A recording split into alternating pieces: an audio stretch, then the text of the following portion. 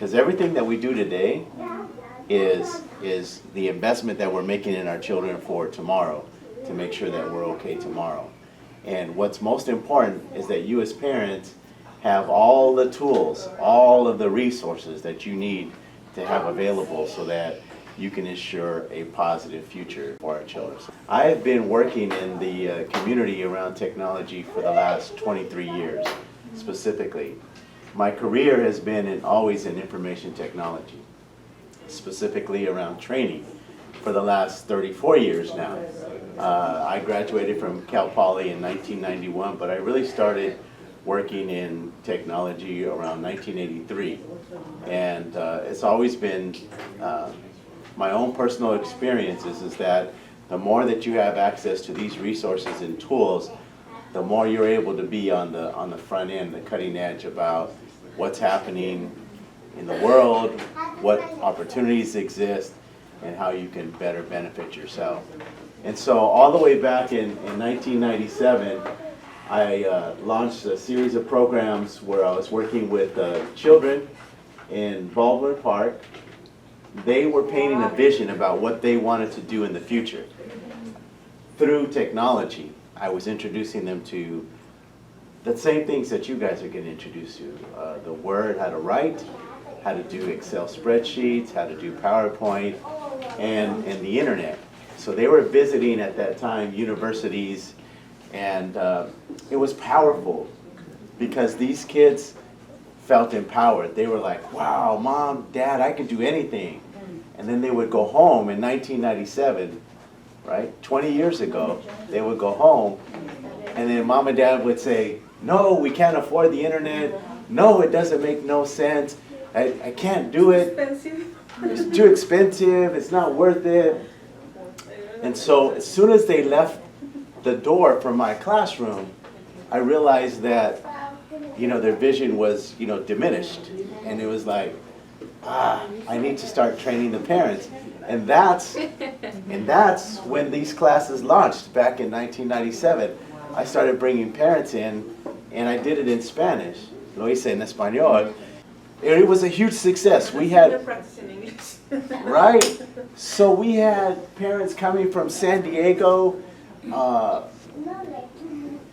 over the place, Ventura, Santa Barbara, coming to Baldwin Park to take these classes in Spanish. And so we got featured on La Opinión for the work that we were doing in the community.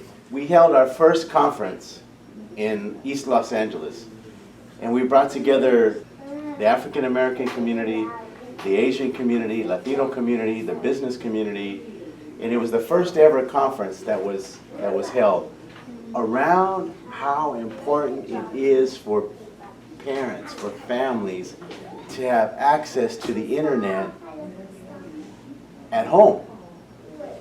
Not just, from your cell phone, not to go to the library, but how important it was to have it at home, the difference that it could make in a child's education if they had internet at home. And so this parent is talking about, she's one of our graduates all the way back in 2011. She's talking about how important it was.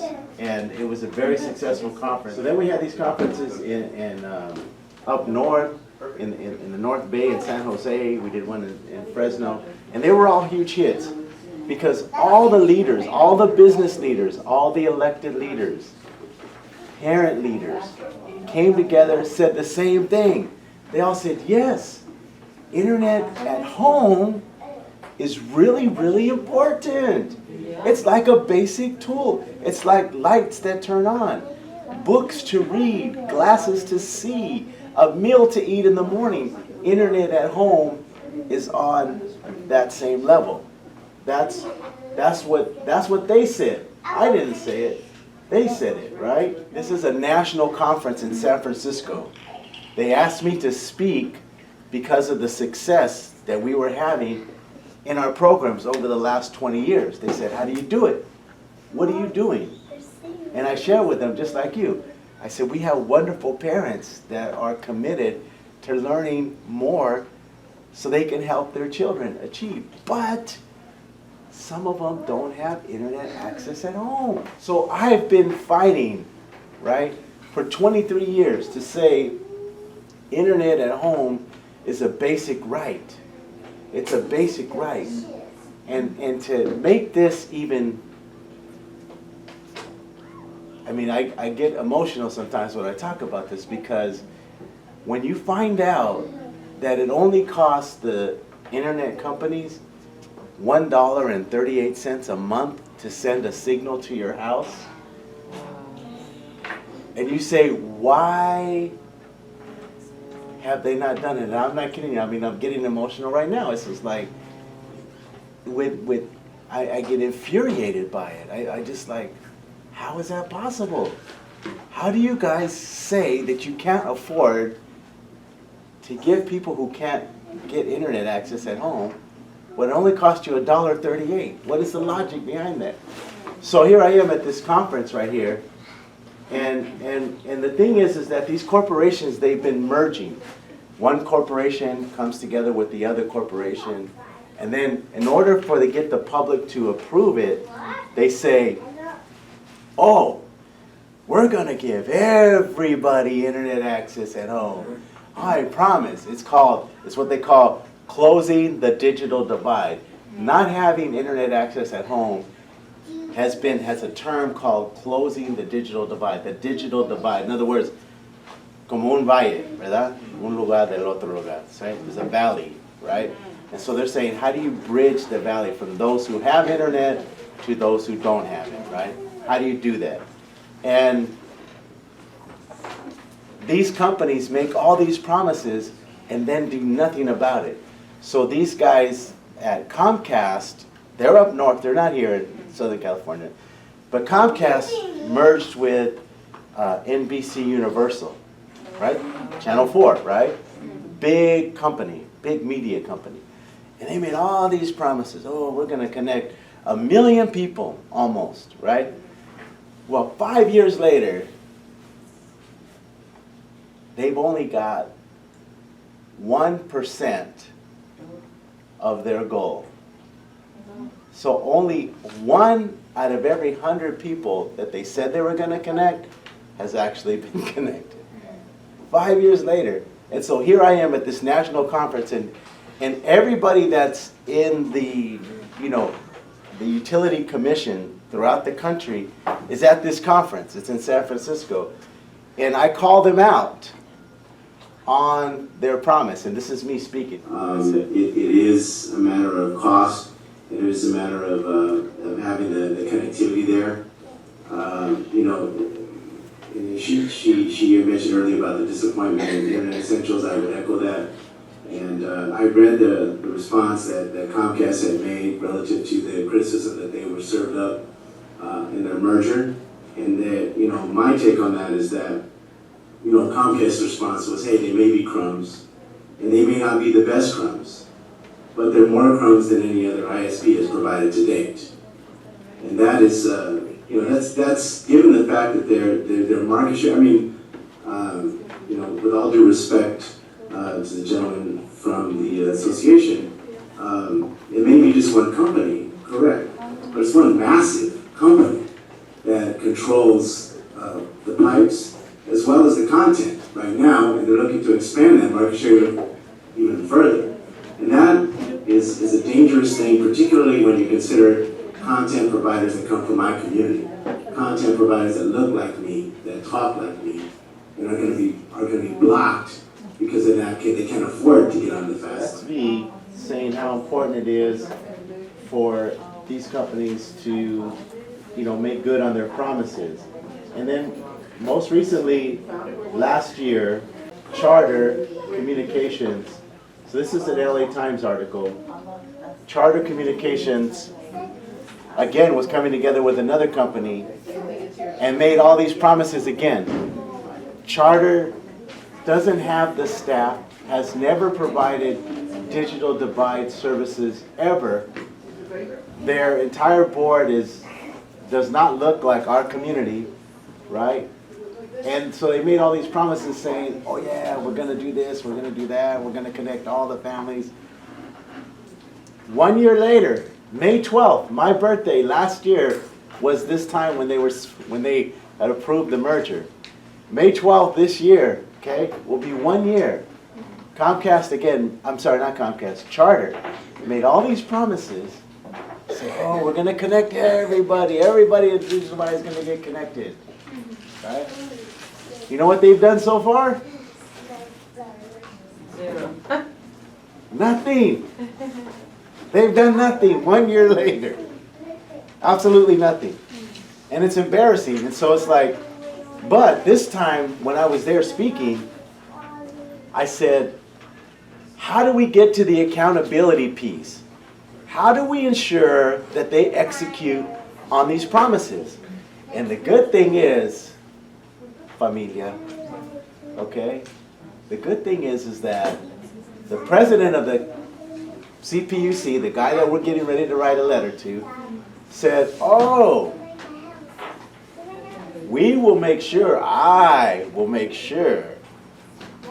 I'm going to approve this merger, ladies and gentlemen, of the state of California, but I will make sure they execute these promises to connect all the families that they promised to connect with free or reduced internet. So he made that commitment, and so here we are. 1 year later, we're asking him, kind sir, would you please make sure, as you said you would 1 year ago today, would you please make sure that Charter Communications does what they said they were going to do before too much more time passes? Because it's already been a year and we have zero. Is Charter like a company from Time Warner Cable, or is it? Or Well, they merged. Oh, they merged. So it was Time Warner Cable. Here's what happened. So Charter said, we want to buy Time Warner Cable. Oh, okay. So then they had to go through all these hoops. They had to jump all these hoops.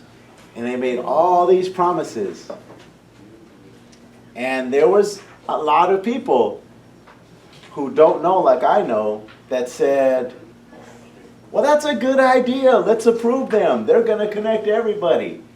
Well, I've already been through it with Comcast, and I know that they don't deliver, right? So I said, wait a minute. We need to make sure that they follow through. And so I was such an advocate, right? This is the front page of the business section of the Los Angeles Times. I kind of made a big deal about it, enough to the extent that they said, okay, let's put this guy as enemy number one of the corporation on the front cover, right? Because what I do, I truly believe that we all win. All of us will win if we all have the very basic tools that we should have. Because our future depends on it. Our kids. I mean, I surveyed some teachers last year in Pomona, in San Gabriel Valley, and I didn't do it here. I don't know exactly what it is here. But teachers in the classroom, third grade teachers, second grade teachers are telling me that 25 of their children do not have internet in the house. 5 only do.